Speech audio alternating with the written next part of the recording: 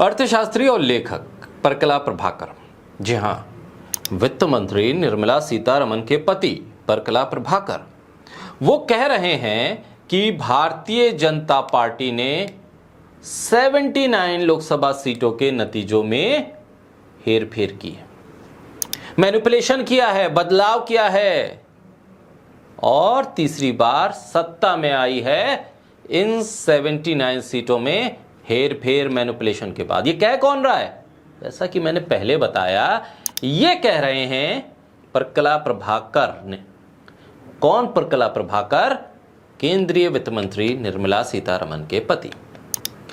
महाराष्ट्र की नागरिक मंच वोट फॉर डेमोक्रेसी, उसके जरिए एक स्टडी की गई और इसका हवाला देते हुए परकला प्रभाकर कहते हैं जो चुनाव हुए 7 चरणों में वोट डाले गए और गिने गए वोट, यानी कि डाले गए वोट और गिने गए वोटों में एक बहुत बड़ा ड्रास्टिक अंतर है। इसको एनालाइज किया गया है, उसके बाद एक रिपोर्ट आई है। इस रिपोर्ट के आधार पर परकला प्रभाकर कहते हैं कि प्रधानमंत्री नरेंद्र मोदी को सत्ता में बनाए रखने के लिए भाजपा ने चुनावी जनादेश चुराया है। केंद्रीय वित्त मंत्री निर्मला सीतारमण के पति परकला प्रभाकर एर्नाकुलम जिले में साबरमती अध्ययन केंद्र में एक लेक्चर दे रहे थे। परकला प्रभाकर ने डाले गए वोटों की संख्या और उसके बाद जो काउंटिंग की संख्या है उसमें अंतर को एक तरह से इशारा माना और कहा कि करीब 5 करोड़ वोट ज्यादा गिने गए। अंतिम आंकड़े जारी करने में देरी सत्तारूढ़ पार्टी के पक्ष में जो नंबर है वोटों का उसको मैनिपुलेट करने का एक सबूत है। उन्होंने कहा कि 1952 के बाद से देश के इतिहास में डाले गए वोटों के आखिरी जो आंकड़े हैं, डाले गए वोट और जो अंतिम आंकड़ा है उसके बीच का अंतर कभी 1% से अधिक नहीं रहा, जबकि 2024 में यह अंतर 12.5% था। उन्होंने कहा कि उड़ीसा और आंध्र प्रदेश में 12.5% अतिरिक्त वोट आए। कुल मिलाकर लगभग 5 करोड़ ज्यादा वोट गिने गए। अपनी बात पर जोर देते हुए परकला प्रभाकर ने कहा कि चुनाव आयोग ने भी अभी तक दूसरे चरण के मतदान के दौरान गिने गए वोटों के अंतिम आंकड़े की घोषणा नहीं की है। उन्होंने कहा आज भी दूसरे चरण के मतदान के आंकड़े घोषित नहीं किए गए हैं। हम अभी भी नहीं जानते कि कुल मतदाता कितने हैं और दूसरे चरण में भारत के लोगों द्वारा डाले गए मतदान का प्रतिशत क्या है। दिलचस्प बात यह है कि दूसरे चरण में भाजपा का स्ट्राइक रेट बहुत अधिक था।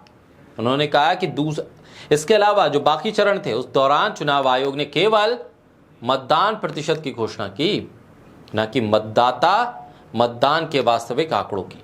कुल मिलाकर डाले गए वोटों और गिने गए वोटों के बीच का अंतर 5 करोड़ है, लेकिन इसे 540 सीटों से विभाजित ना करें। आप ये ना समझे कि 5 करोड़ का अंतर 540 सीटों से डिवाइड करके आप अंदाजा लगा लें कि कितनी सीटों पर कितने वोट अतिरिक्त पड़े। 15 राज्यों में 69 सीटों में अंतर बहुत ज्यादा है, इसलिए 69 सीटों पर इन 5 करोड़ वोटों ने सारा अंतर पैदा किया।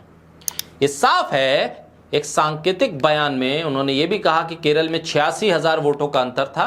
भाजपा ने राज्य में त्रिशूर निर्वाचन क्षेत्र में लगभग 75,000 वोटों से जीत हासिल की। जिन राज्यों में भाजपा को भारी हार का सामना करना पड़ा, जैसे उत्तर प्रदेश, वहां अंतर सिर्फ 0.25% का था। उन्होंने आगे कहा कि नाम मात्र के आंकड़े बताते हैं कि यूपी के मुख्यमंत्री योगी आदित्यनाथ ने मतदान के आंकड़ों में हेरफेर करने की योजना में सहयोग नहीं किया। परकला प्रभाकर ने कहा है कि वो इस बात से निराश हैं कि विपक्षी दलों ने इस गड़बड़ी को रोकने के लिए जो कदम उठाए जाने चाहिए थे वो नहीं उठाए।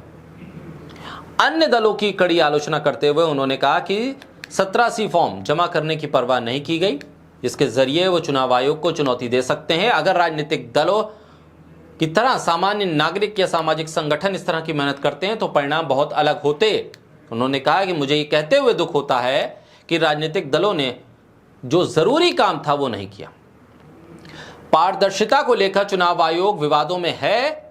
22 मई को चुनाव आयोग ने सुप्रीम कोर्ट को सूचित किया कि वो अपनी आधिकारिक वेबसाइट पे फॉर्म 1780 प्रकाशित नहीं कर सकता है, जिसमें प्रत्येक मतदान केंद्र पर डाले गए वोटों का विवरण होता है। प्रकला प्रभाकर ने मोदी सरकार के भविष्य पर संदेह जताते हुए कहा है कि ये पीएम के लिए मुश्किल होगा, क्योंकि उन्हें गठबंधन सरकारों की आदत नहीं है।